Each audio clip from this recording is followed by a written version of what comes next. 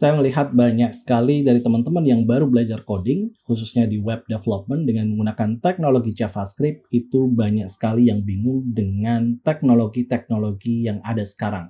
Contohnya seperti Node.js, NPM, Webpack, Babel, dan juga Vite. Dan rasa bingung itu biasanya muncul dari ketidaktahuan dari fungsi setiap teknologinya. Nah, di video ini kita akan jelaskan sedikit briefly tentang kelima teknologi ini dan bagaimana role-nya di dalam web development. Sebelum kita masuk pada penjelasan apa saja teknologi-teknologi tersebut dan bagaimana role-nya dalam web development, saya ingin sedikit singgung tentang bagaimana conventional mode atau di era tradisional kita menggunakan HTML, CSS, dan JavaScript saja untuk front-end development. Nah, pada dasarnya ketiga teknologi ini cukup untuk membuat website. Tetapi tentu saja ketika kita hanya menggunakan tiga teknologi ini, itu banyak sekali limitation. Dan dari satu sisi juga ini tidak scalable. Nah, teknologi-teknologi ini muncul untuk melakukan solving pada problem tersebut. Baik, kita mulai dari Node.js. Apa sih Node.js itu? Jadi Node.js ini adalah JavaScript runtime, yaitu secara briefly atau bahasa mudahnya, dia adalah sebuah tool untuk menjalankan JavaScript code di luar browser. Ketika JavaScript dibuat, itu pada dasarnya hanya bisa dijalankan di dalam browser. Nah, dengan menggunakan Node.js, kita bisa menjalankan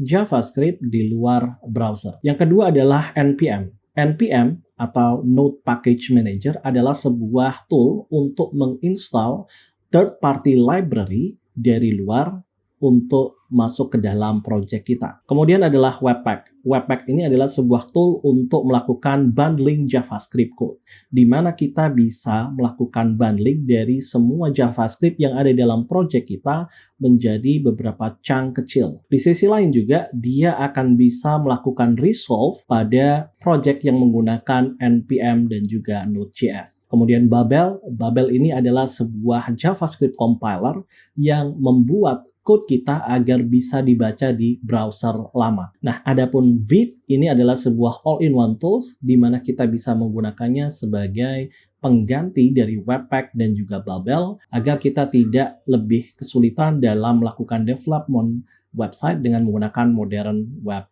stack. Baik, untuk mempermudah pemahaman teman-teman, kita sudah punya 5 buah project di sini yang masing-masingnya menggunakan teknologi yang saya sebutkan tadi. Kita akan mulai dengan Node.js. Nah, teman-teman pastikan sudah menginstal Node.js di dalam komputernya masing-masing dan kita akan lihat bagaimana kita bisa menjalankan JavaScript dengan Node.js di luar browser. Sebagai contoh, di sini saya sudah punya sebuah file index.js dan di sini saya hanya melakukan console Node.js app. Nah, untuk menjalankan JavaScript dengan Node.js, mudah saja teman-teman hanya cukup untuk mengetikkan Node seperti ini, kemudian nama filenya apa.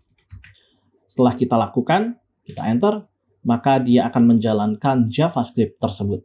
Dan teman-teman bisa lihat, ini adalah cara menjalankan JavaScript di luar browser. Contoh lainnya adalah ketika kita ingin melakukan fetch API dari sebuah API endpoint, maka kita tinggal juga menjalankan Node seperti ini, index.js. Ketika kita jalankan, maka dia akan melakukan fetching berdasarkan endpoint-nya tanpa melakukannya di dalam browser. Nah, use case-nya adalah ketika teman-teman melakukan full stack web development dengan menggunakan JavaScript. Teman-teman tidak perlu lagi membuat back-end dengan menggunakan bahasa lain. Karena dengan Node.js kita bisa membuat back-end dengan menggunakan JavaScript dan bisa kita jalankan di dalam server. Baik, project yang kedua adalah dengan menggunakan NPM. Sebelum kita tunjukkan bagaimana NPM bekerja, teman-teman bisa lihat dulu kita akan melakukannya tanpa NPM. Di sini saya sudah punya sebuah function di mana function ini melakukan generate random string berdasarkan length parameter. Ketika kita jalankan, kita gunakan node index.js, teman-teman bisa lihat kita bisa melakukan generate dari function tersebut. Ini mungkin contoh sederhana, tetapi nanti ketika teman-teman sudah bekerja dengan code base yang lebih besar, bisa jadi ada beberapa function yang mungkin terlalu rumit untuk dibuat sehingga kita butuh untuk menggunakan library dari third party. Nah, untuk menggunakan NPM, kita hanya perlu untuk melakukan init pada project folder kita dengan menggunakan npm init-y.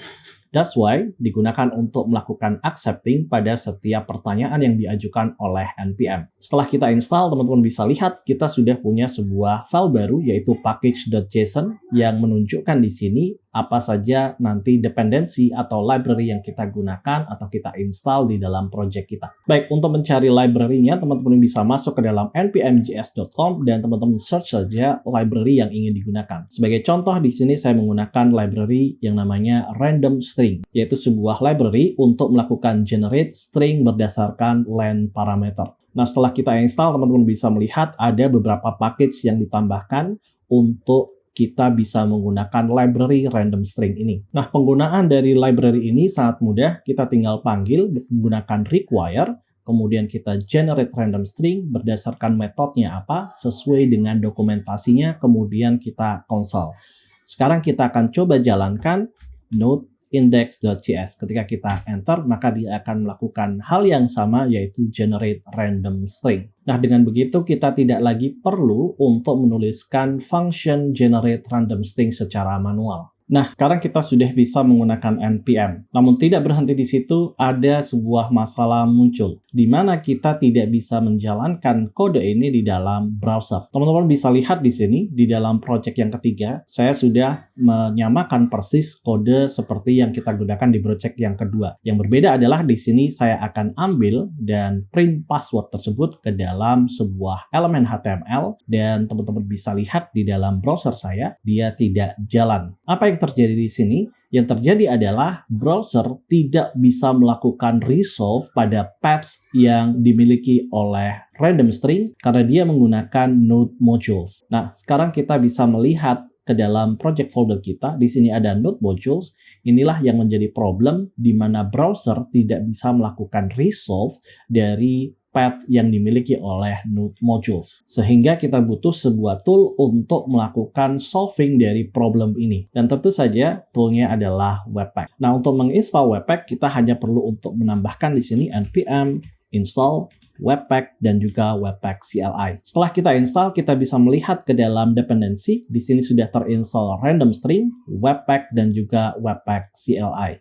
Nah, sekarang untuk menggunakan Webpack, kita perlu untuk membuat sebuah folder, yaitu src, dan memasukkan JavaScript kita ke dalam sana. Kemudian kita hanya perlu untuk mengetikkan Webpack seperti ini, dan teman-teman bisa lihat sekarang kita punya sebuah folder baru, yaitu this, di mana index.js ini kemudian dibundling di dalam main.js. Sehingga dia tidak lagi menggunakan npm, tetapi semuanya dijadikan satu di dalam sebuah JavaScript file. Nah, sekarang teman-teman bisa lihat saya sudah membuat index.html baru, dan saya ganti dari source script-nya dari src index.js menjadi main.js yang sudah dibundling oleh Webpack. Dan ketika kita jalankan tidak ada error, dan di sini juga bisa jalan. Teman-teman bisa lihat dia ada di dalam folder this, dan ketika kita refresh pun dia akan tetap jalan. Dan itulah salah satu fungsi dari Webpack. Nah, pada dasarnya apa yang sudah dibundling oleh Webpack itu bisa jalan di browser.